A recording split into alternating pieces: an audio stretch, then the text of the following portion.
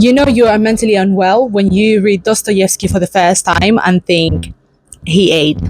He left no crumbs.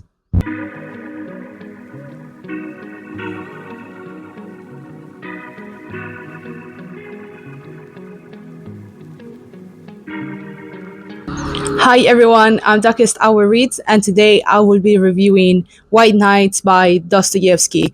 It's a really small book, but it's packed with a wonderful, amazing story that I think everyone should read, and it's actually quite easy to do so. So let's dive in. The first thing that I want to mention before we get into the juice is that I have always been quite intimidated by classical Russian literature, especially like Tolstoy or Dostoevsky, just because, first of all, like you see the sizes of the books, right? And sometimes they can also be quite tedious, especially if you're not trained or like you're not prepared to read these kind of books, right? And I just basically entered into classical literature, well, into classic literature. So I have always been very intimidated by Russian literature. So, but then I saw a TikTok on from Elise Reads. You can see over here. Please go follow her. She's amazing. I just love her so much. Like she's great.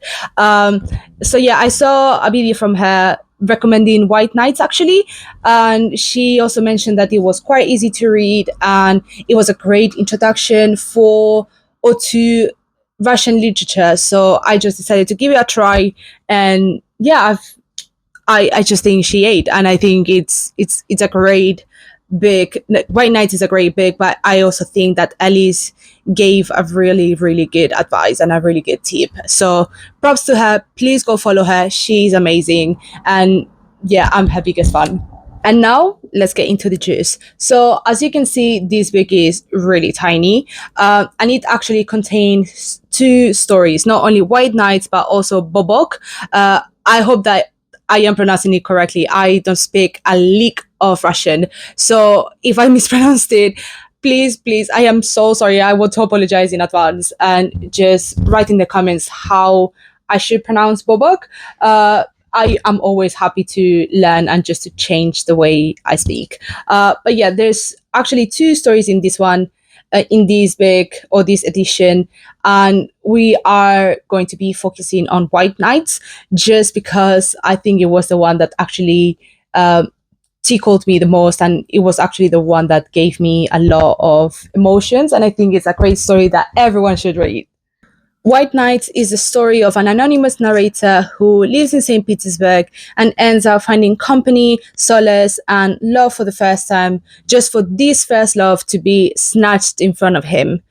Also, something really interesting about this book is that it is separated within 6 chapters, one each night. So, of all the nights that this couple spends together, and in each chapter, you can clearly see the difference or how the relationship evolves slowly, right? From strangers to friends to confidants and to strangers back again, which I think is really unique and I think is really interesting. Let me dive in into the characters and into the chapters so you can get a better idea of what I'm talking about. In the first chapter, you can see how the narrator is content with his life and with his experiences. So obviously he is a very lonely person who only has one daily interaction, which is with Matriona, his maid. But in general, for example, every time he goes out to the city, for example, he tries to create these emotional relationships with others. So he always talks about the strangers that he almost knows, or the relationship that he has with houses, with buildings, for example. So it's just a beautiful commentary of how someone, or like someone that is lonely, always tries to get this emotional connection or this bond with others or even other things. During the first night, he also meets Nastenka. And also, again, apologies for the pronunciation if I am not saying it correctly. I am trying my best. But yeah, he meets Nastenka, who is the other main character and who is the woman who who later falls in love with. They get to meet each other because obviously the narrator is just walking around town, just enjoying St. Petersburg and enjoying his own self company. And then he saves Nastenka from basically being harassed by another guy. And then they just sit down in a bench. Yeah, they sit down in a bench and just start having a conversation. I would say that the first chapter, which is called The First Night, it's you can clearly see the change in relationship from strangers to friends from both characters. In the second chapter, called The Second Night, the narrator and Nastenka get to meet again. They meet at the same place in the same bench the night after, and you can clearly see how the relationship from both of them changed from acquaintances to friends. And obviously, the narrator, because he's been lonely for so long, he just basically over like overshares and just tells her the whole story of his life, right? Which is actually quite interesting because the next chapter is called Nastenka's story, and actually Nastenka tells her whole story to the narrator. So in this sense, what I would say is that both these two chapters, one after the other, is just the perfect example of how two lonely people get together. They meet by chance, but they just get into this extreme, very intense relationship altogether because they have someone that is actually listening to them, or is they are getting this one and only opportunity of having someone that is actually next to them, that actually cares about them and who listens to them. Then the next chapter is called The Third Night, obviously, and I would say that here you can see how the relationship between both characters moves from friends to confidants, where basically Nastenka confides in the narrator and tells him that she is in love with someone and that needs help into creating a plan for her to be together with the person that she wants to marry. And I think it's really interesting because in the first chapters, you don't really see that the narrator falls in love with Nastenka, but I would say that in these chapters, so in the fourth chapter called The Third Night, you can obviously see how the narrator, even though he wants the best for her, he wants her to be happy with this lover, because the lover also is nameless. But you can see how, even though it hurts him for because Nastenka is in love with someone else and not him, he still tries to help her and still wants her to have the best, which is obviously the lover. And this chapter called The Fourth Night, here is where we see the whole truth. This is where we see the drama, right? It's giving Shakespeare, Romeo and Juliet, or it's giving American Horror Story, Violet and Tate season one. This is what it's giving, right? And it's just basically before the chapter before, we see how Nastenka and the narrator agree into a strategy, which is her basically writing a letter, giving it to the narrator, and the narrator will send it to the lover, right? So in the fourth night, during the fourth night, this is where Nastenka is planning to meet her lover, and the lover is meant to come into that same place where they both meet, and just basically like clarifying that he wants to marry her, that they have to be together, and that the love that she has been feeling for a year is as real as it gets, right? The problem is that the guy does not appear, like he just ghosts her.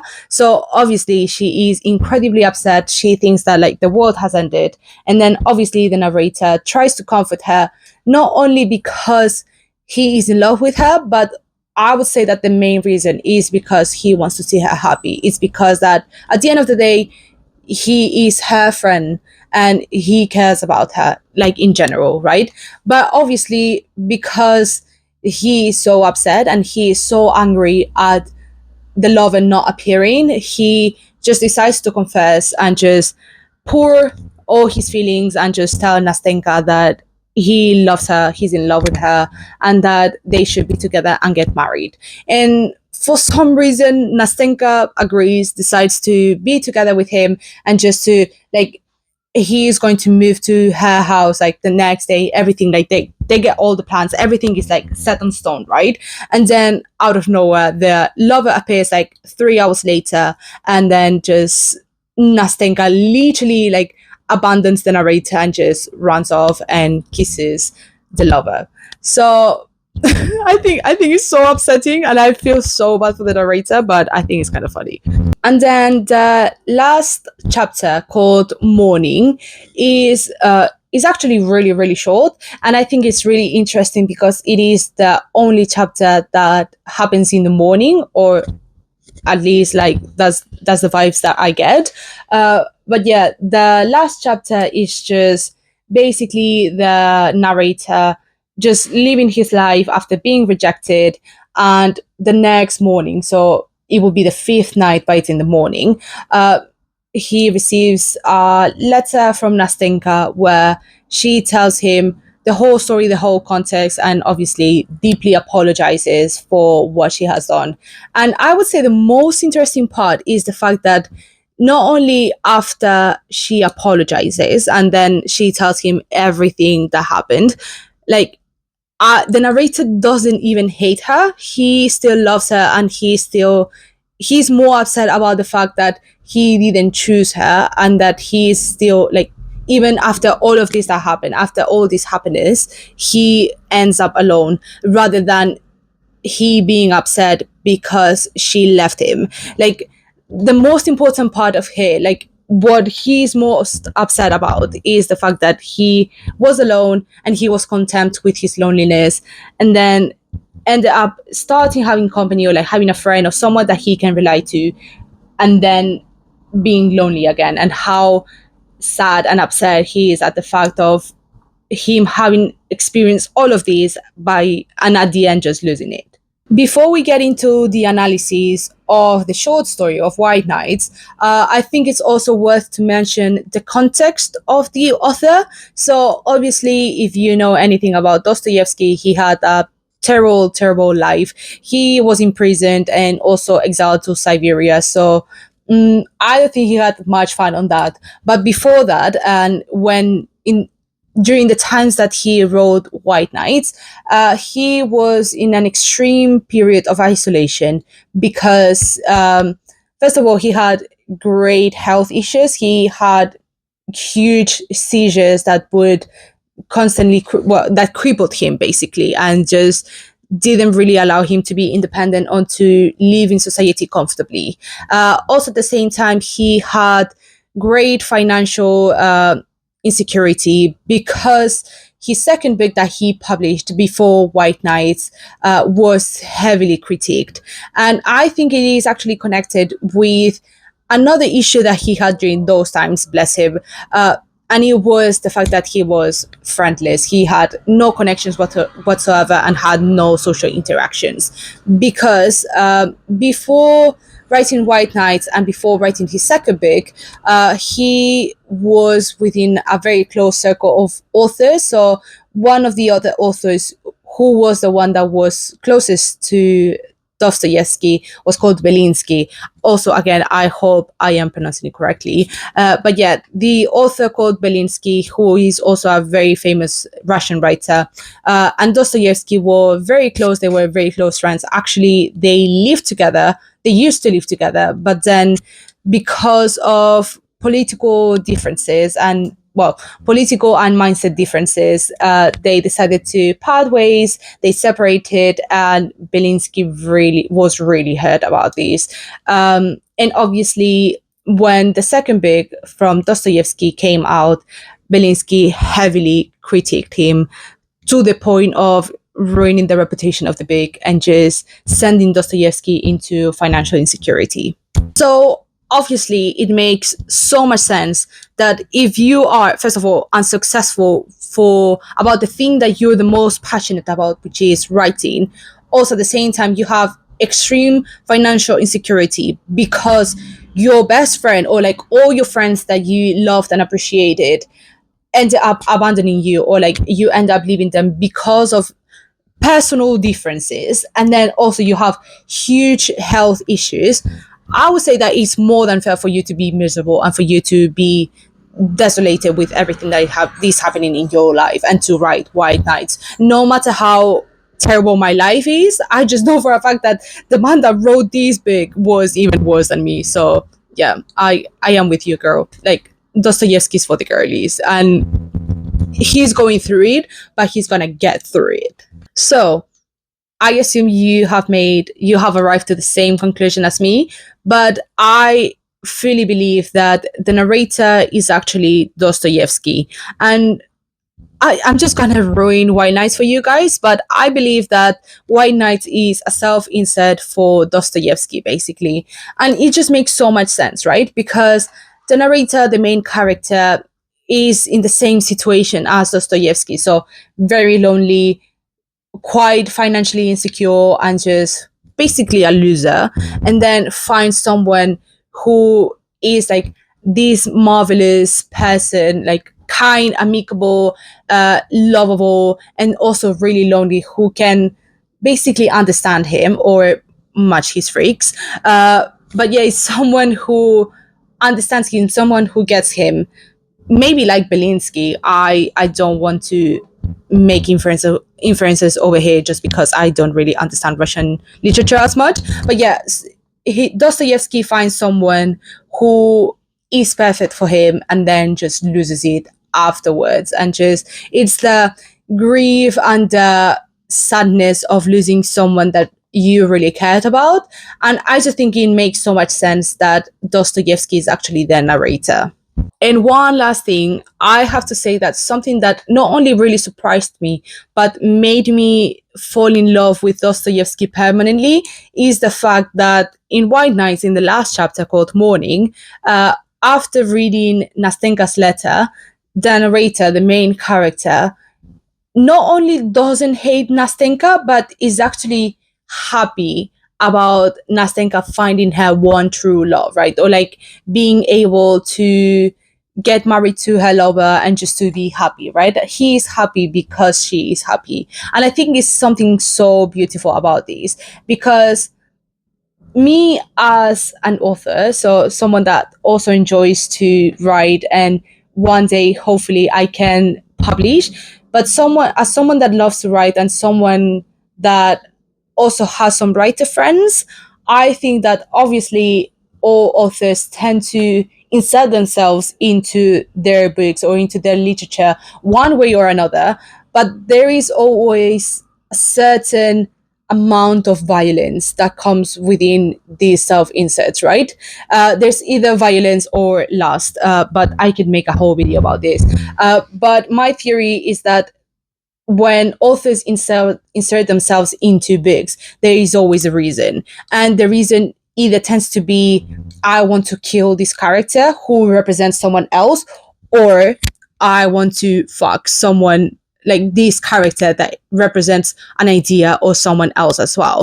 So in this sense, the fact that not only he didn't choose any of the options, but he just created this book that was like, I have this horrible experience, or like this is something that happened to me, like my reality, but I'm still learning that even though I was happy with being lonely before, I met someone that I really cared about and then I lost them.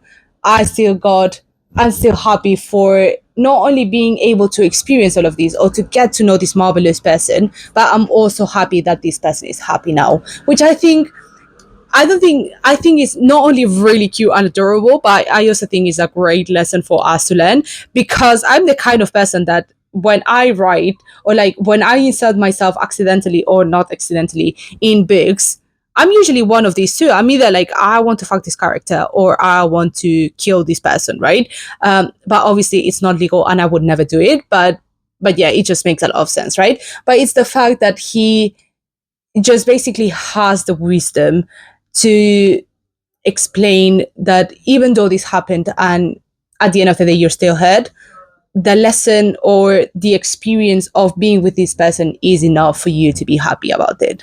So, as a finale, Dostoevsky is the perfect author for all those formerly depressed or formerly lonely girls that once, like, sometimes you get like this thought on the back of your head saying all these terrible things that you used to say yourself on a daily basis, but you ended up working on yourself and working on your self healing journey, and you now are okay-ish and you understand that you have worth. But sometimes, usually when your period comes, you have here in your cerebellum all the terrible things that you used to say, and then once a month all these messages appear in your head and you try your best to be better.